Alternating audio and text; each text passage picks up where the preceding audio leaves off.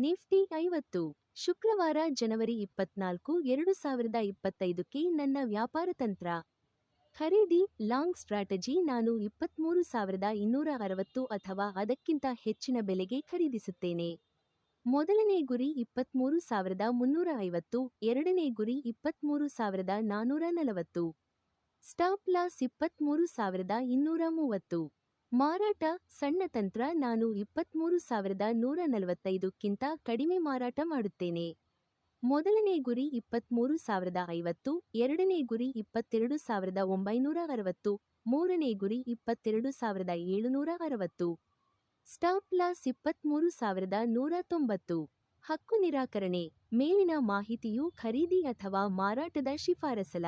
Stock ಮಾರುಕಟ್ಟೆಯಲ್ಲಿ ಯಾವುದೇ ಸ್ಥಾನವನ್ನು ತೆಗೆದುಕೊಳ್ಳುವ ಮೊದಲು ದಯವಿಟ್ಟು ನಿಮ್ಮ ಹಣಕಾಸು ಸಲಹೆಗಾರರ ಸಲಹೆಯನ್ನು ಪಡೆದುಕೊಳ್ಳಿ. ಧನ್ಯವಾದಗಳು.